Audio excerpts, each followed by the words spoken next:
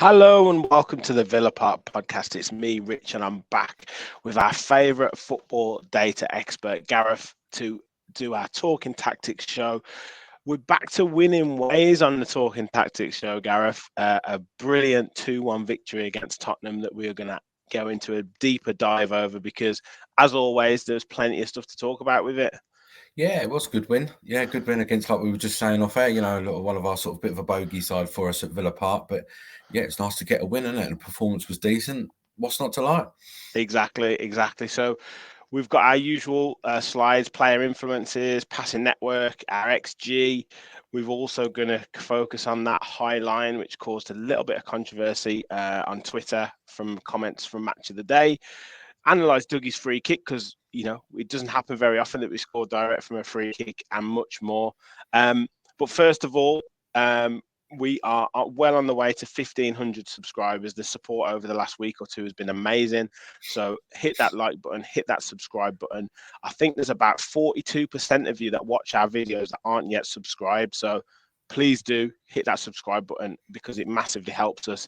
If you would like to donate to the channel through Super Chats, or if you'd like to become a member for just $1.99 a month, less than a third of the cost of a pint, then please hit that join button or send your thanks from Super Chats or however you want, because it massively helps us grow the channel and helps us produce shows like we will do today.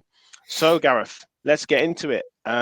Player passing networks. And after kind of the last two games, it was good to see that kind of, I don't want to say old Villa because it's still new under Emery, but that familiarity of passing was kind of back. Yeah, I mean, yeah, you're right. And what I noticed about it was more is we can see that we're playing sort of on average, sort of, especially the front line for an extra 5 or 10 yards up the park. You Yeah. can see that we're really starting to sort of push up a little bit more and implement that high press a little bit more. Not so much, but we're starting to sort of get there. And I think against Tottenham, that was the way, because that's why we'll get into it. But that's why we play the high line and then we press high, because Tottenham like to play those balls sort of rounding into Son and into Kane and everything, possibly over the top. So to press high a little bit, and that game made a lot of sense. Yeah.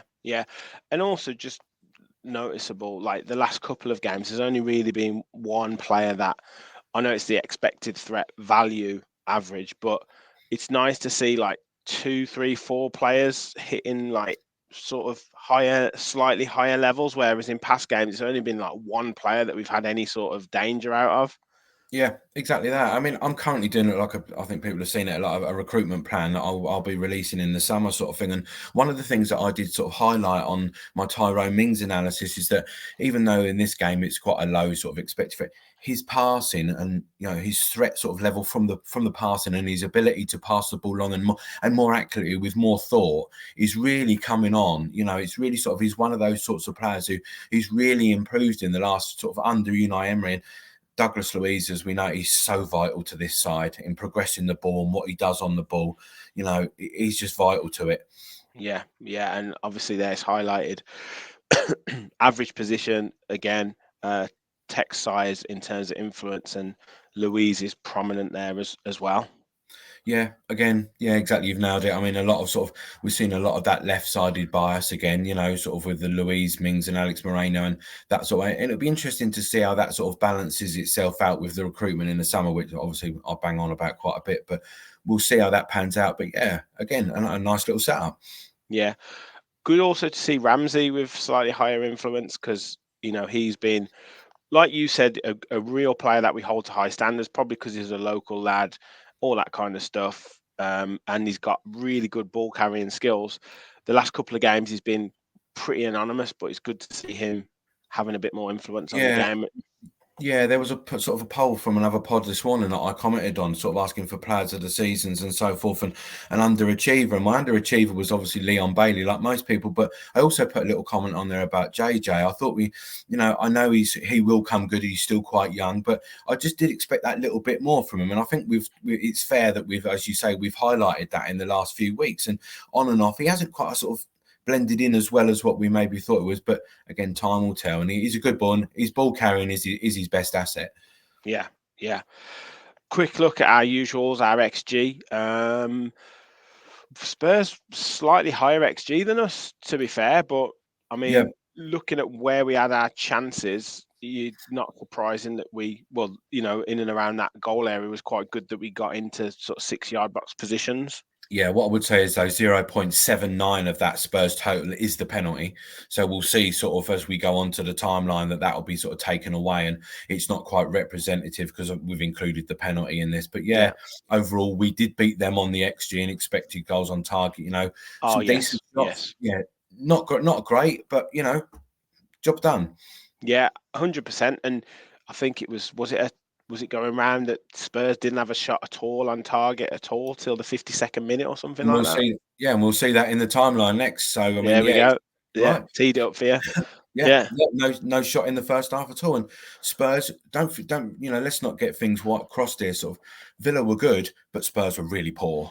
You know, it was a combination of the two. You know, Villa weren't outstanding. Let's be fair. You know, but they were good. They were a lot better than what they have been, and they put Spurs under that little bit of pressure. And I think Spurs they've just got this massive hangover from something.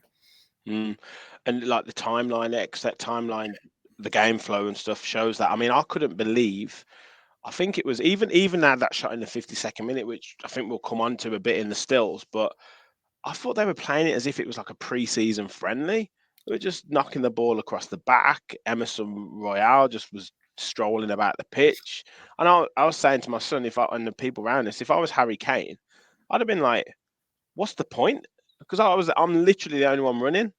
I can't understand how they came there knowing that they needed to win really to sort of stay in those Champions League places and yet play like that. It was baffling. And like you say, the look on Harry Kane's face sometimes when it's just like, what am I doing here? And it was right. They showed no attacking intent in that first half whatsoever, and barely any in the second half, really. Yeah. I mean, I think like the timeline in this probably indicates. I think it was when Kulusevski came on. They made a couple of changes, and you can see there 60 bit from Villa, and they scored obviously. And then towards the end of the game, they had a bit more, but they were just throwing bodies forward, really, weren't they? They didn't really have any shape or anything to their play. No, it was a really weird away performance, really, to come to Villa Park, given the players, that they've got. You would have thought that they would have put an impression on us, at least, especially for what they're fighting for. But I think it was just Villa were taken by surprise almost. It was like, hang on a minute, we are good, but yeah, how come these are playing so bad? What's to come here? But I think. Yeah, true. So let's get into some of the analysis, and we'll talk on that kind of high line that was causing quite a bit of debate across the Twitterverse, particularly after the comments on Match of the Day from Ian Wright and Sean Wright Phillips that didn't really focus on Villa at all. But yeah, what were your kind of observations from it, from coming from a real expert point of view in terms of our high line? Yeah, I mean, do I like it? No, I don't. I'm not a fan of a high line. I do think it's risky business, but if you've got the players to do it, if you've got the gall to be able to do it, and in this game, it was right. It was right for this game. It was the correct thing to do. Like I say, do I like it? No, I'm not a big fan of it. I think it's really risky, and I think, especially when we've seen what's happened to Liverpool in past few weeks, it's a very similar sort of situation where you can get caught out, but it's risk and reward. You have to push up, but I think Villa got it right. We can't debate that. Villa got it right. And yeah, I mean, Match of the Day was a little bit unfair on us, I thought, really, because they didn't give us enough credit for the way that we implemented it. But had Spurs been proper Spurs as we know them, I think it might have been a different story.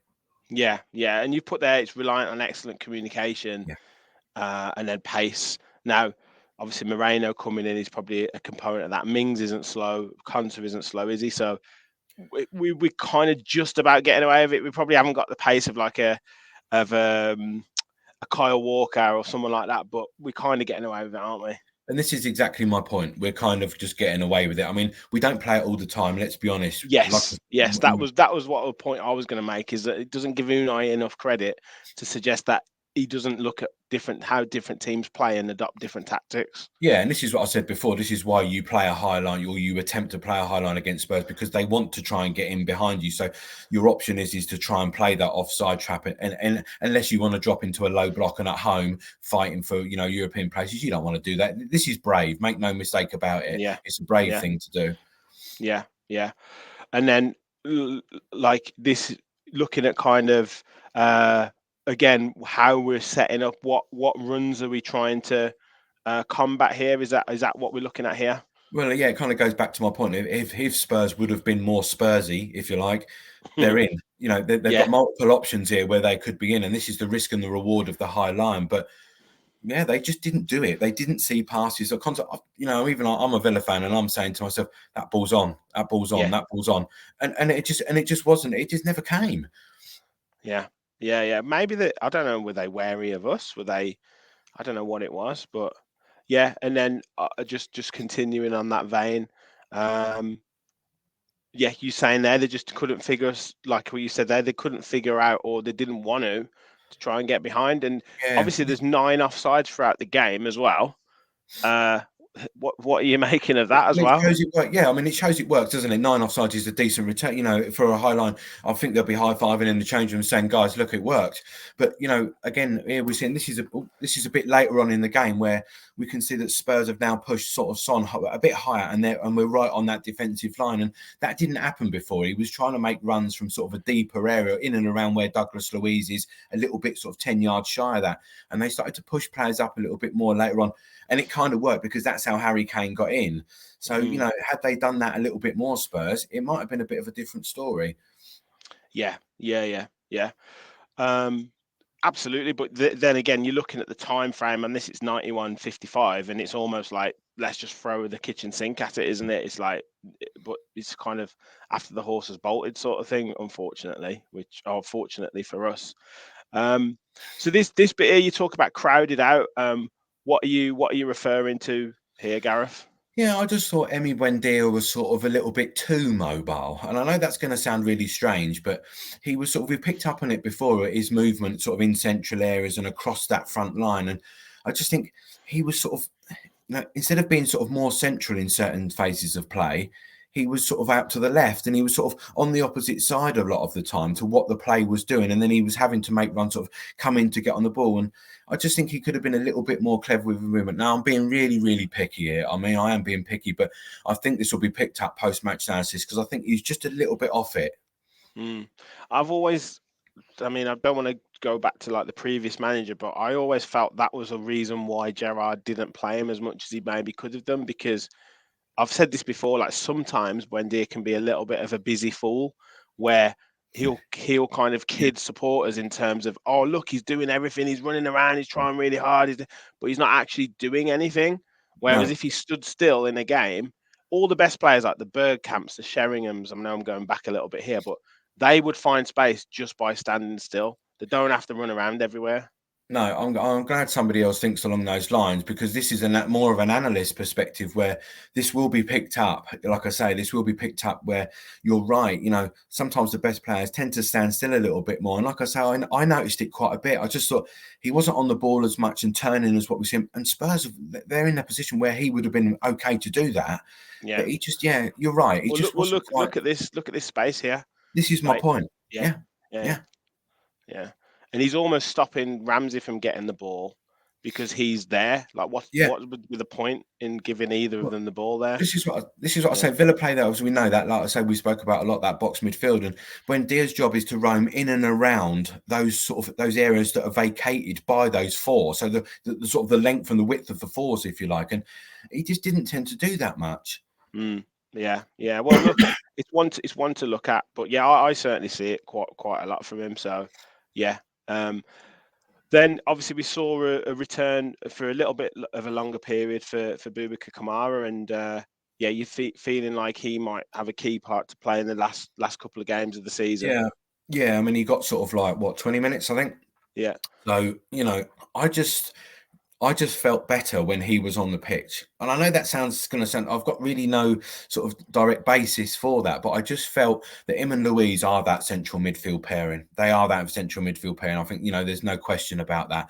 And I think Kamara being on the pitch allows Douglas Luiz to do his thing. Now, Douglas Luiz has been really good alongside McGinn, alongside Dendoncker, doing his thing anyway. So whether the dynamic then changes a little bit, I don't know. But I just felt safer with him on the pitch.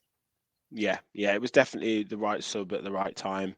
But also like you know, McGinn was incredible. all game, really, wasn't he? I mean, that he was just like a man possessed.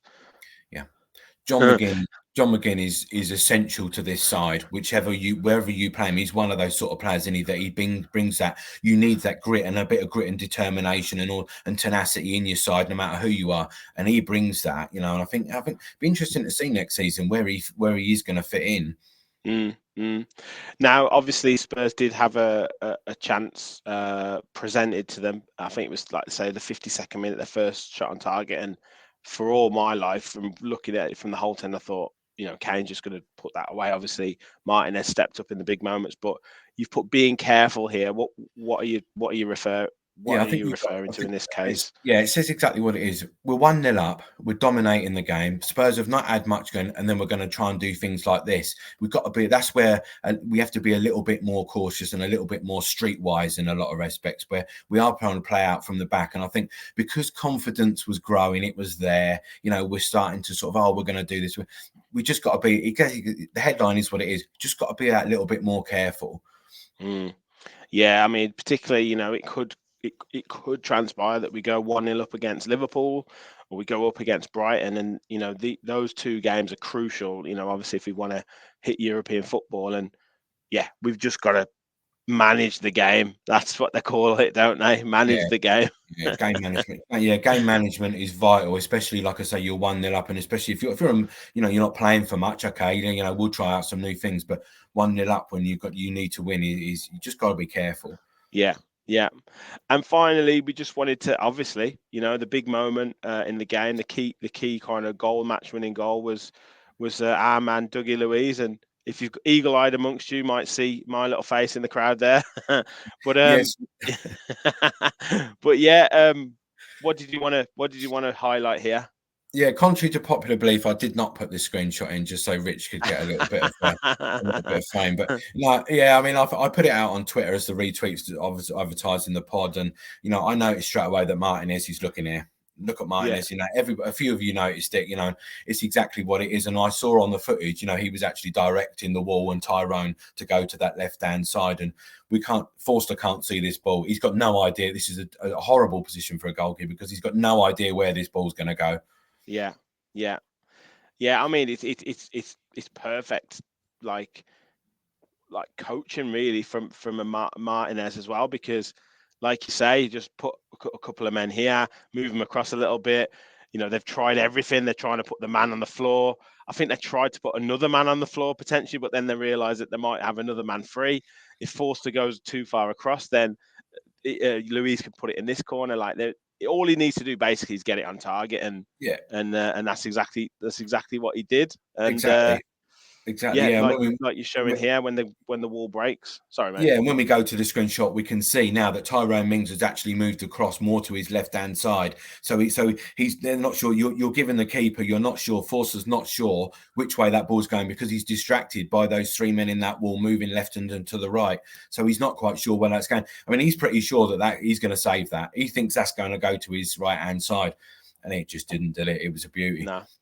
No, and it does look like he should have saved it, if you know what I mean. He probably will say still that he should have saved it, but looking at those stills, it shows you the difficulty he had. Firstly, in seeing the ball. Secondly, he's got to try and go one way, because otherwise you end up really looking stupid.